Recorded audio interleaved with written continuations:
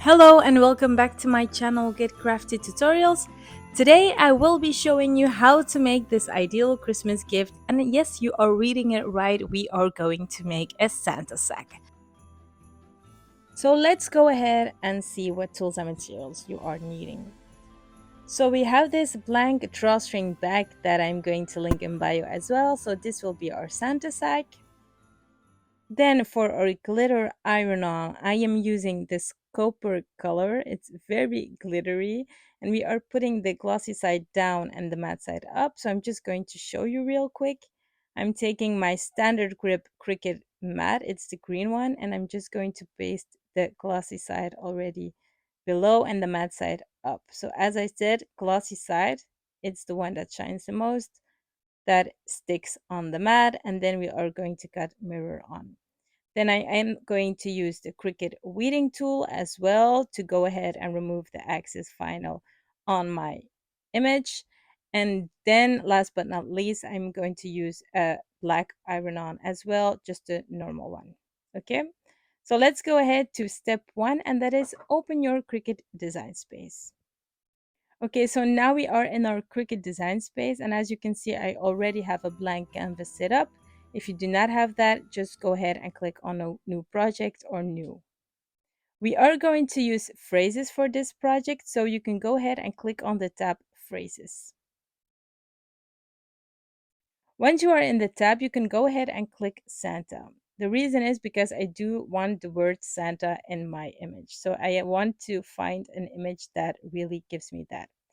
So then for operation type, I like to filter on cut only or the project that I'm doing, but this is a cut only project. So this way I only have phrases that will be cut only. So I'm going to go ahead and go back to the one I've already seen because yeah, that one, I love it. So the from Santa with love. I think he gives it that Christmassy phrase. And then I also want to add a stamp because we do want that package sense of experience with this project. So I am going to add this one as well. So go ahead and click on add to canvas. Okay, so now you'll see the images in the blank canvas. I'm just going to hide both of these images real quick. So by clicking on the eye next to the layer, and I'm going to go to templates. When you're in templates, you can go ahead and click on backpacks, and you'll see in a second why I am using this. I'm just going to use a preview. Okay, so now in the orange part, you can already see templates are for references only, so you cannot cut it. It's not a project, but it will guide me. So I will use it as a kind of guide. So we'll go ahead to type, and then we'll go ahead and click on drawstring. Okay, so now we see the identical blank that we are using in real life. So that is our drawstring Santa bag, okay? So you can go ahead and resize it with size. So you have the standard size and you can actually see it. It's a bit wide. Or you can go ahead and click on custom, and then you can change by unlocking it or just by using the arrows. And I am going to change the color real quick to the same color that I'm having for my drawstring, because that way I can make it more visible as to what I am making and if it's going to work or not. So that is template. So it's not going to cut around it. It's not going to do anything. You cannot even move it. Okay, so I'm just going to go ahead and resize it. So I can't align my image to the drawstring template that I'm using. I cannot do that. You see it's invisible, and I cannot select it as well. So it's just to use as a preview. So that one is said and done, and I'm going to add my second layer, and the second layer that I'm using was the Santa stamp, okay? So I'm just going to try and position it on my preview template, but I make it a tad smaller by resizing it and again adding it on top. I want to use another color, and that is, I'm just going to make it a tad bigger, that way it's much clearer for you guys to see. Perfect. So as you can see, the gray layer will represent the copper and the black layer will represent the black final. So go ahead and click on make it. Okay, perfect. So now we can see two mats. The first mat will represent our From Santa with Love SVG, and it's the gray one, but we are going to mirror them, okay? Because we are using iron on. Iron on means we are cutting on the back side because we are pressing on the side that is glossy. So as you can see, this is all said and done. And then this is the first one that we are going to cut. And the second one is then our black mat over here. And the black mat is just the black vinyl that we are using. Again, iron on. So we are going to mirror this one as well. We're just going to go ahead and click on the first mat again because we do want to start with that one. And you can see the difference because here we have that white edge, white frame around it. And that means that is our project to cut. So click on continue. I'm just going to connect my maker with Bluetooth. Once it's connected, I will get to choose my base material. As I said before, I am using glitter iron-on for this first cut out, okay? So I'm just going to go ahead and click on glitter iron-on over here. Okay, so what I love about Cricut Design as well is that it always reminds you to put up the right settings. So as we are doing iron on, it was reminding me, but it's definitely on over here and you can check it as well. So it says mirror on. Then we'll go to pressure default. I'm going to set it on more, and I'm actually going to click on remember material settings as well because I've just done an update and it actually resetted my settings, but I always keep glitter iron on with more because you have that extra pressure on it.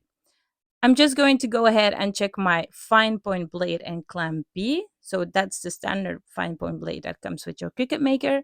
Then you'll load your mat. So you've seen the mat that I'm using and how I place it above.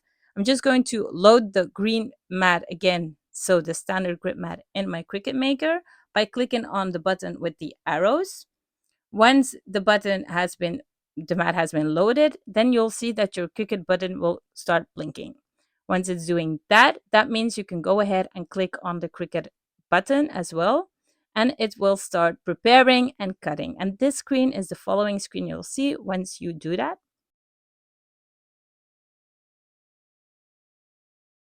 So now it's finalizing and then it will start cutting, okay? I'm just going to go ahead and skip all the cutting and we'll see each other in step 2 as usual.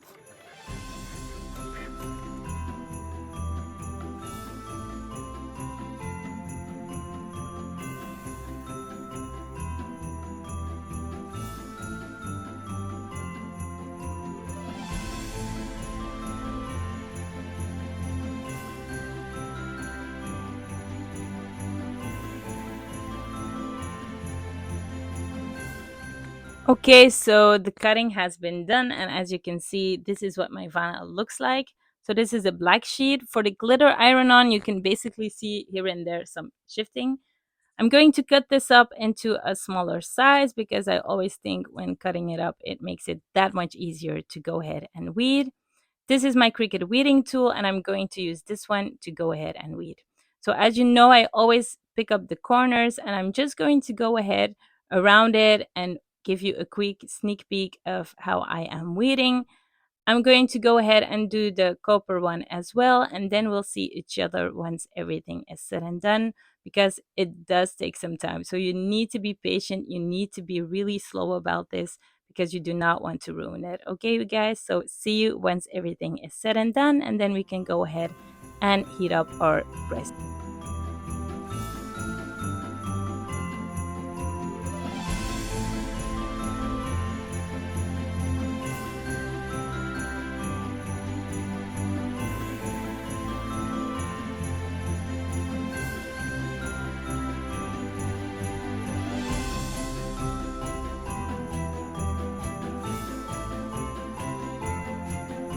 Okay, so as you can see, it takes quite some time, especially this one.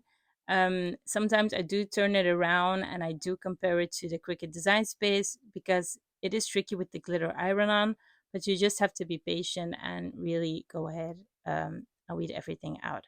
So this is it, and now we are just going to go and apply this one to our drawstring. So the final step, you guys. I'm just going to go ahead and heat up my press. I am using the heat press from Vevor. Again, I'm going to link everything in bio. So let's take these two and move on to our press. Okay, so this is the heat press I am using. I am setting it on 320 Fahrenheit because it is it works with Fahrenheit, my Vevor machine. I'm going to link it as well. And once it's all set up, then I'm just going to press. I've already pre-pressed the material, but now it's all set and done. And let's go ahead for 15 seconds. I am speeding the process up, so it will not take 15 seconds in this one, but it's already good to go. So let's take a sneak peek, you guys. Okay, and it is looking really, really good. Step 3, final results. Here they are. This is the drawstring I've just created for Christmas. I do know everybody is anxious after this video. If you're not, please just comment below what you would add.